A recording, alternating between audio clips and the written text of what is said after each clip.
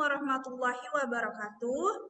Perkenalkan, kami dari kelompok 6, kami akan mempresentasikan tugas proyek tentang genetika sel.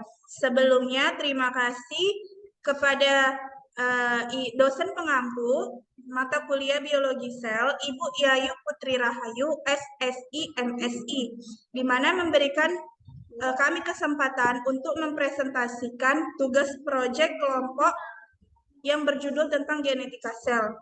Adapun anggota kelompok dari kelompok 6 yaitu Samila Sufi, Yasmin Nazifah, Maharani, Cairani, Alfira Nabila, Mutia Raudah, Ina Meisa, dan Safa Nadira. Baiklah, saya akan langsung mulai.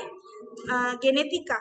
Genetika adalah cabang ilmu dari biologi yang mempelajari tentang penurunan sifat pada makhluk hidup dari generasi ke generasi berikutnya.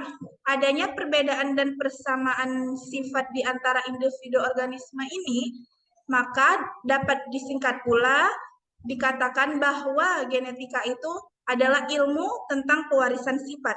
Sebagai ilmu pengetahuan dasar, genetika itu mempunyai fungsi masing-masing di dalamnya. Adapun lingkup konsep materi genetika pada makhluk hidup, prokariotik dan eukariotik adalah sebagai berikut.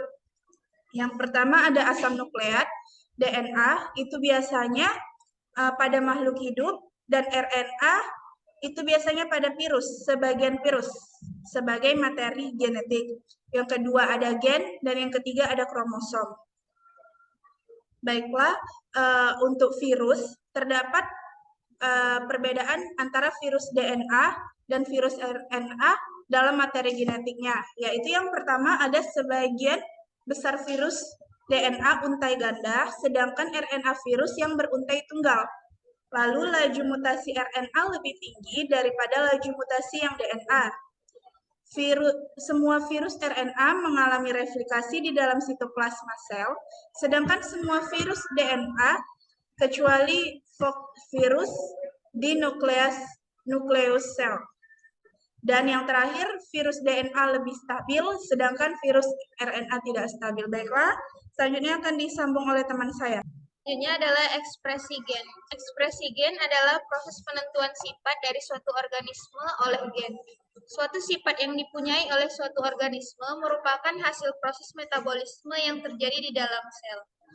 Proses metabolisme dapat berlangsung karena adanya enzim yang berfungsi sebagai katalisator proses-proses biokimia. Enzim dan protein lainnya diterjemahkan dari urutan nukleotida yang ada pada molekul mRNA, dan mRNA itu sendiri disintesis berdasarkan utas cetakan DNA. Selanjutnya ada transkripsi. Transkripsi merupakan proses pembentukan molekul RNA dengan menggunakan DNA sebagai cetakannya. Tidak semua bagian DNA akan ditranskripsikan, tetapi hanya bagian tertentu saja. Bagian tertentu tersebut disebut dengan gen. Keseluruhan DNA, baik gen maupun sekuensi DNA, bukan penyandi atau non-coding yang dikandung oleh suatu organisme disebut dengan genom. Selanjutnya ada translasi. Dalam proses translasi, asam amino akan dirangkaikan dengan asam amino lainnya untuk membentuk rantai polipeptida atau protein. Jenis asam amino yang dirangkaikan ditentukan oleh urutan nukleotida yang terdapat pada molekul mRNA. Jadi, mRNA digunakan sebagai model cetakan bagi sintesis protein. Asam amino dirangkaikan dengan asam amino lain dengan ikatan peptida yang dilakukan oleh ribosom. Pewaris genetika dan pewaris sifat terdiri atas sepenggal DNA yang menentukan sifat individu melalui pembentukan polipeptida. Jadi, gen berperan penting dalam mengontrol sifat-sifat individu yang diturunkan. Setiap gen terletak pada suatu lokus. Gen memenuhi lokus suatu kromosom sebagai zara kompak yang mengandung satuan informasi genetik dan mengatur sifat-sifat menurut tertentu.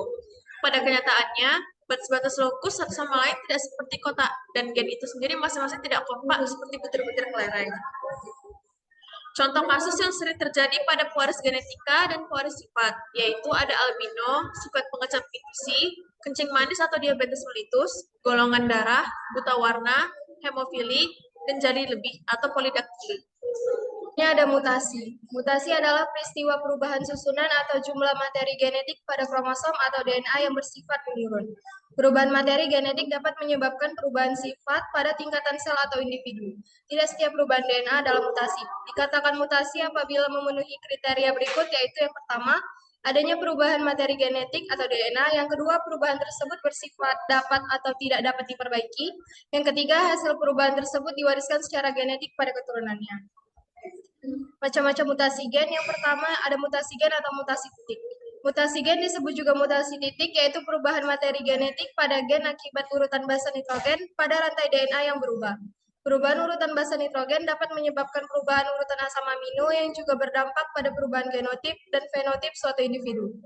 Mutasi gen yang mengubah urutan basa nitrogen tetapi tidak menyebabkan perubahan urutan asam amino disebut mutasi tak bermakna atau nonsense mutation. Selanjutnya ada mutasi kromosom. Mutasi selain terjadi pada tingkat gen, mutasi dapat terjadi pada tingkat kromosom, atau disebut juga aberasi kromosom atau mutasi besar, cross mutation. Mutasi kromosom yaitu perubahan materi genetik pada kromosom akibat perubahan struktur dan jumlah kromosom. Mutasi kromosom banyak terjadi pada tumbuhan. Perubahan struktur kromosom dapat disebabkan oleh delesi, duplikasi, inversi, translokasi, dan katenasi. Selanjutnya akan dilanjutkan oleh teman saya. Kemudian perubahan bahan genetik, baik mutasi tingkat gen maupun mutasi kromosom dapat terjadi secara alami atau buatan. Bahan-bahan yang menyebabkan terjadi mutasi tersebut disebut mutagen. Nah, dampak mutasi dalam kehidupan. Peristiwa mutasi alami, peristiwa yang jarang terjadi, sehingga hampir semua peristiwa mutasi yang terjadi di alam ini adalah mutasi buatan. Tidak selamanya mutasi bersifat merugikan bagi kehidupan. Mutasi dapat pula mempunyai dampak yang menguntungkan. Hal ini disebabkan karena peristiwa mutasi diyakini telah memberikan kontribusi atas keragaman variasi dan populasi. Dampak positif mutasi. A. Meningkatkan produksi pertanian diantaranya tanaman padi, gandum, tomat, kentang, bunga lili, kelapa poliploidi, kol poliploidi, dan sebagainya. Pada umumnya tanaman poliploidi berukuran lebih besar atau buah dan bunganya dan lebih sehat. Yang B. Varietas tanaman baru yang menghasilkan buah-buahan tanpa biji seperti semangka atau buah dengan ukuran lebih besar dibandingkan ukuran normalnya. C. Mutasi radiasi dengan sinar gamma dapat menghasilkan bibit unggul. Contoh pada padi pelita 1 dan 2 menghasilkan padi jenis Atomita 1 dan 2, di mana bibit unggul ini mempunyai kelebihan tahan terhadap wearing coklat dan bakteri Xanthomonas oryzae yang dapat toleran terhadap air asin. D. Mutasi pada mikroorganisme dapat meningkatkan hasil antibiotika, misalnya mutan penicillium penghasil antibiotik penisilin. Mutasi melalui radiasi menggunakan radioisotop dapat digunakan untuk memeriksa proses biologi, misalnya transfer elektron pada fotosintesis. Mutasi merupakan proses yang sangat berguna untuk evolusi dan variasi genetik.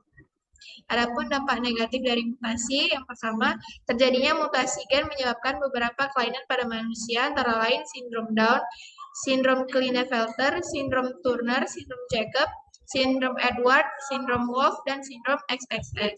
Yang B, penemuan buah tanpa biji dapat mengakibatkan tanaman mengalami kesulitan untuk mendapatkan generasi penerusnya. C. Pemberian insektisida yang tidak sesuai dosisnya dapat mengakibatkan mutasi pada hama, sehingga akan menjadi resisten terhadap jenis insektisida yang sama. Hama yang resisten akan mengalami peledakan jumlah sehingga akan merusak tanaman budidaya. D. Penggunaan sinar radioaktif pada proses mutasi dapat mengakibatkan tumbuhnya sel kanker dan cacar bawaan pada janin dalam rahim. Genetika. Rekayasa genetika adalah suatu usaha memanipulasi sifat genetik suatu makhluk hidup untuk menghasilkan makhluk hidup yang memiliki sifat yang diinginkan. Rekayasa genetika dapat dilakukan dengan menambah, mengurangi, atau menggabungkan dua materi genetik atau DNA yang berasal dari dua organisme berbeda. Rekayasa genetika mengambilnya secara langsung dari satu organisme dan memasukkan ke organisme lain. Proses ini jauh lebih cepat, dapat digunakan untuk menyisipkan gen-gen dari organisme apapun atau bahkan organisme dari berbagai domain, dan mencegah agar gen yang tidak diinginkan tidak ikut ditambahkan. Manfaat rekayasa genetika. Manfaat yang didapatkan dari metode rekayasa genetik antara lain yang pertama, mengurangi biaya dan meningkatkan penyediaan sejumlah besar bahan yang sekarang digunakan di dalam pengobatan, pertanian, dan industri. Yang kedua, mengembangkan tanaman-tanaman pertanian yang bersifat unggul. Dan yang ketiga, menukar gen dari satu organisme kepada organisme lainnya sesuai dengan keinginan manusia. Menginduksi sel untuk membuat bahan-bahan yang sebelumnya tidak pernah dibuat, dan lain-lain. Selanjutnya, prinsip dasar rekayasa genetika antara lain: 1. Identifikasi gen yang dibutuhkan dan isolasi. Buat banyak salinan gen, masukkan gen ke dalam sel organisme inang, dan mengidentifikasi sel-sel yang memiliki gen dan mengkloningnya. Metode rekayasa genetika. Yang pertama, mediasi vektor. Mediasi vektor secara biologi yaitu dengan 1. Mediasi bakteri Agrobacterium tumefaciens dan Arizogenesis. Yang kedua, mediasi virus. 2. Tanpa mediasi vektor. Tanpa mediasi vektor dilakukan dua cara, yaitu secara fisika dan kimia. Secara fisika yaitu dengan cara mikroinjeksi tekanan, biolistik, elektroporasi, silika karbida, dan secara kimia yaitu dengan cara pasak, kalsium fosfat, DEAE dekstran, lipid buatan, dan protein. Selanjutnya saya kembalikan kepada moderator. Sekian dari presentasi kami. Sebelumnya kami mengucapkan terima kasih kembali kepada Ibu dosen pengampu, Ibu Yayu Putri Rahayu, SSI MSI, selaku dosen pengampu Biologi Sel Farmasi di Universitas Muslim Nusantara Al-Wasliyah, Program Studi Sarjana Farmasi, Fakultas Farmasi. Baiklah, terima kasih juga kepada para pendengar. Jangan lupa like, komen, dan subscribe YouTube ini. Terima kasih.